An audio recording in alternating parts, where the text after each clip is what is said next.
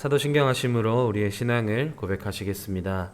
나는 전능하신 아버지 하나님 천지의 창조주를 믿습니다. 나는 그의 유일하신 아들 우리 주 예수 그리스도를 믿습니다. 동정녀 마리아에게서 나시고 본디오 빌라도에게 고난을 받아 십자가에 못 박혀 죽으시고 장사된 지 사흘 만에 죽은 자 가운데서 다시 살아나셨으며 하늘에 오르시어 전능하신 아버지 하나님 우편에 앉아 계시다가 거기로부터 살아있는 자와 죽은 자를 심판하러 오십니다. 나는 성령을 믿으며 거룩한 공교회와 성도의 교제와 죄를 용서받는 것과 몸의 부활과 영생을 믿습니다. 아멘. 오늘 우리에게 주시는 하나님의 말씀은 시편 5편 1절에서 12절 말씀으로 함께 말씀 나누기 원하는데요. 1절에서 3절까지만 함께 봉독하고 말씀 나누기 원합니다. 시편 5편 제가 가진 성경으로는 구약성경 806페이지에 있는 시편 5편 1절에서 3절까지 함께 봉독하시겠습니다. 여호와여 나의 말에 귀를 기울이사 나의 심정을 헤아려 주소서. 나의 왕 나의 하나님이여 내가 부르짖는 소리를 들으소서. 내가 주께 기도하나이다. 여호와여 아침에 주께서 나의 소리를 들으시리니 아침에 내가 주께 기도하고 바라리이다. 아멘. 오늘은 진실된 기도라는 제목으로 함께 말씀 나누기 원합니다. 지난주 이 시간에는 시편 4편 말씀으로 억울한 부르짖음이라는 제목으로 다윗이 쓴 고난의 밤에 드리는 비탄의 기도를 함께 나눴었는데요. 오늘 본문 말씀이 시편 5편 또한 다윗이 쓴 비탄 시인데 오늘은 고난의 때 성전을 향해 드리는 기도라는 제목이 붙여져 있습니다. 계속해서 이어지는 이 다윗의 상황을 우리는 한 주에 한 편씩 이렇게 월요일마다 함께 나누고 있지만 실제로 이 상황을 계속 겪고 있는 다윗 본인은 어떤 마음일까요? 어떤 마음이겠습니까? 그냥 몸도 점점 메말라가고 압살롬과 반역자들은 점점 숨통을 조여오고 마음도 점점 더 힘들어지고 있을 거고 다윗을 따르던 그 추종자들을 볼 면목도 점점 없어져 가고 근데 오늘 본문 말씀은 3편 4편의 상황이 일어나기 전 그러니까 시편 3편 4편은 아들 압살롬이 반역을 일으킨 이후에 쓰여졌다면 오늘 본문 말씀인 시편 5편은 압살롬이 반역을 일으키기 직전에 다윗이 그 상황을 눈치챈 직후에 쓰여진 시라고 합니다. 어쩌면 오늘 본문 말씀이 쓰여진 그 압살롬의 반역을 눈치챈 직후에 이때가 다윗의 마음이 더 복잡하고 더 어렵고 더 힘들고 그렇지 않을까요? 저는 좀 어렸을 때 매 맞는 중에보다 매 맞기 전에가 마음이 더 힘들더라고요. 아십니까? 엄마가 전화 와가지고 네 오늘 집에 들어오기만 해라 라는 얘기를 듣고 집에 들어가는 그 걸음, 그러니까 한 걸음 한 걸음 뗄 때마다 노을은 또 왜 그렇게 이쁜지, 바람은 왜 이렇게 선선하며 세상 천지 만물이 아름다워 보이는데 나만 왜 이런가, 딱 집문 열면서 이제 좋은 인생이었다 하면서 들어갈 때 그 걸음 아십니까? 좀 그때 이 마음이지 않겠습니까? 그래서 오늘 본문 말씀 시작부에 여호와여 나의 말에 귀를 기울이사 나의 심정을 헤아려 주소서. 나의 왕 나의 하나님이여 내가 부르짖는 소리를 들으소서. 내가 주께 기도하나이다. 근데 다윗은 하나님의 전지전능하심을 알고 있었고 항상 자신의 간구에 자신의 기도에 귀를 기울여 주고 계시는 분이시라는 것도 우리의 모든 걸 헤아려 주고 계시는 분이라는 것도 알고 있었지만 왜 1절 말씀에 나의 말에 귀를 기울이사 나의 심정을 헤아려 달라고 기도했을까요? 다 알고 있었지만 왜 그런 기도를 또 한 번 했을까요? 왜 부르짖는 소리를 들어달라고 내가 지금 주님께 기도하고 있다고 또 한 번 부르짖었을까요? 그만큼 절박한 마음이 담긴 호소가 되는 건 거죠. 하나님 제발 좀 들어주세요. 하나님 제 마음 좀 제발 알아주세요. 전자레인지 음식 넣어놓고 시간 딱 맞춰서 돌리면 맛있게 익어서 나올 걸 알지만 전자레인지 앞에서 계속 뒤다보고 있지 않습니까? 이래서 자꾸 제가 살이 찌고 있나 봅니다. 이만큼 절박했던 거죠, 다윗은. 근데 여기서 1절 말씀에 대한 고백은, 원어에서의 의미는 1절의 고백은 중얼거리다, 묵상하다 라는 명사를 사용해서 1절의 고백은 가슴 안에서 가슴 가득한 고통을 하나님만이 들으실 수 있게 중얼거리는 고백이다 라고 하고요. 2절의 고백은 1절에서의 중얼거리다와는 완전히 반대되는 도움을 요청하는 외침이라는 뜻을 가진 동사를 사용해서 2절의 고백은 우리가 오늘 텍스트로 보고 있는 그 말씀 그대로처럼 도움을 요청하는 부르짖음의 고백이 되는 것입니다.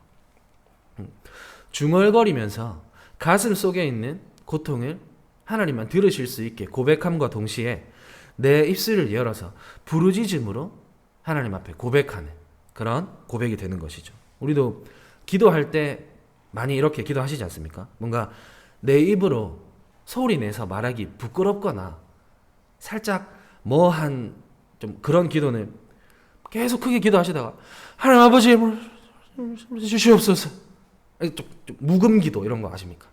중간에 이렇게 딱 조용하게 하나님만 들으실 수 있게. 다윗도 그런 기도를 한 거죠. 근데 여기서 우리가 오늘 함께 주목했으면 좋겠는 부분은 다윗의 초점입니다. 일반적으로 많은 분들이 위기 상황이나 힘들고 어려운 일에 직면하게 되면 보통 그 절박한 상황에 더 중점을 두고 시선이 많이 두고 기도하지 않으십니까?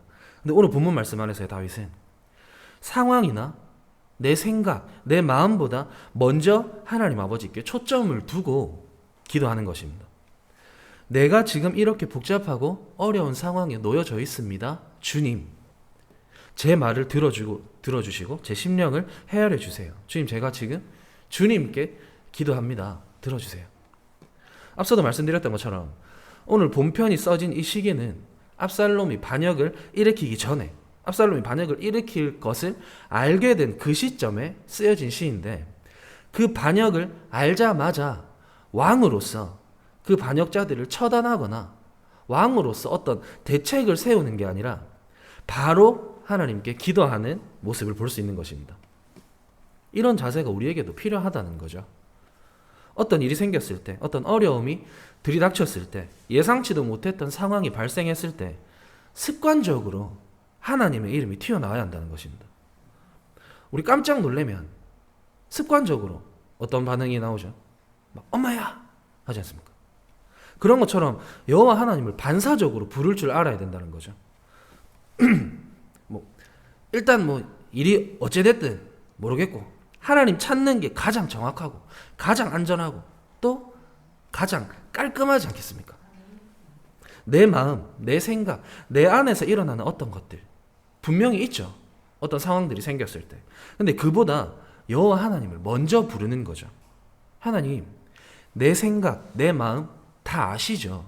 내 마음 좀 헤아려 주세요. 내 상황 좀 인도해 주세요. 이게 하나님 자녀로서 가질 수 있는 가장 큰 은혜이자 권세이지 않겠습니까? 그러니까 다윗도 이러한 기도를 올려드리는 것입니다. 하나님, 제 생각, 제 말 좀 들어주세요. 제 마음 좀 알아주세요. 그 마음을 하나님께 고백하는 거죠.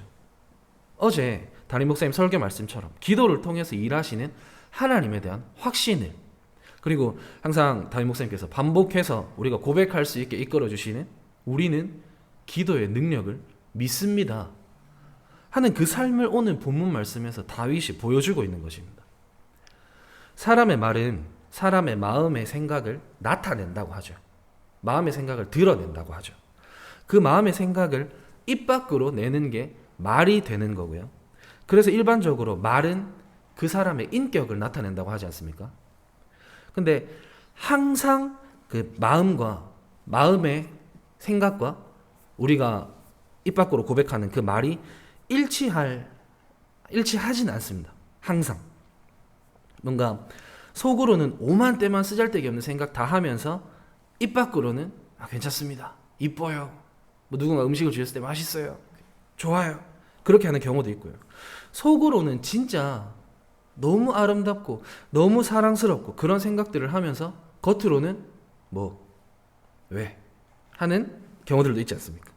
그래서 사람의 말로는 그 사람의 속마음을 드러내는데 오류가 있을 수 있다는 것입니다.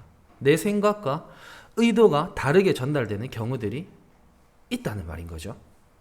그래서 다윗은 자신의 심정, 자신의 마음을 헤아려 달라고 기도하는 것입니다.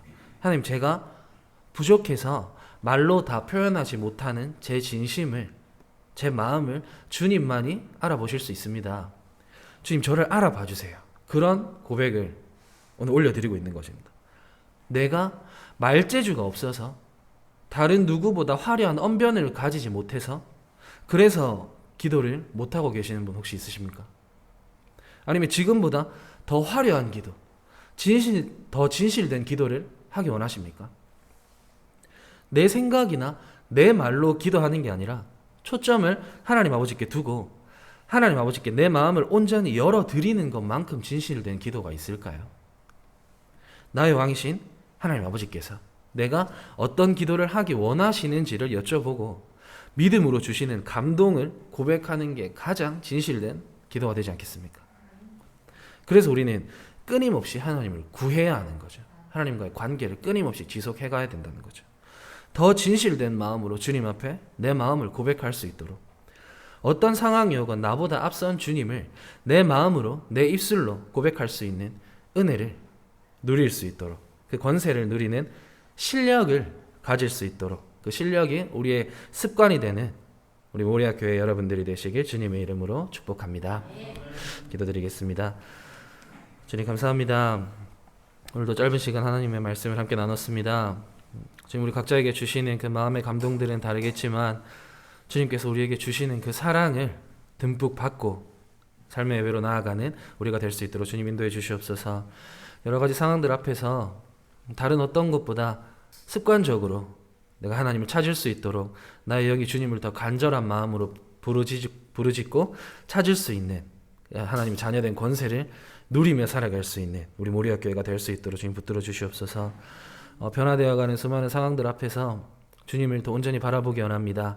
상황이나 환경을 바라보는 것이 아니라 정말로 우리가 진실된 마음으로 주님 앞에 마음을 열고 고백함으로 나아갈 수 있는 정말 그 실력을 가지는 우리 모리아 교회가 될 수 있길 간절히 소원하며 이 모든 말씀 살아계신 예수 그리스도 이름으로 기도드렸습니다.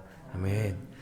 하늘에 계신 우리 아버지, 아버지의 이름을 거룩하게 하시며 아버지의 나라가 오게 하시며 아버지의 뜻이 하늘에서와 같이 땅에서도 이루어지게 하소서. 오늘 우리에게 일용할 양식을 주시고 우리가 우리에게 잘못한 사람을 용서하여 준 것 같이 우리 죄를 용서하여 주시고 우리를 시험에 빠지지 않게 하시고 악에서 구하소서. 나라와 권능과 영광이 영원히 아버지의 것입니다. 아멘.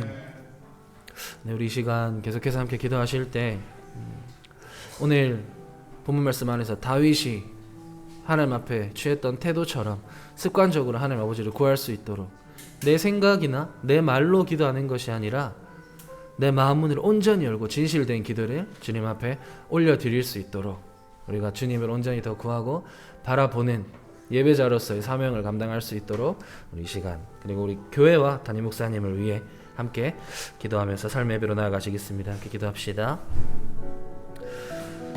주님 감사합니다.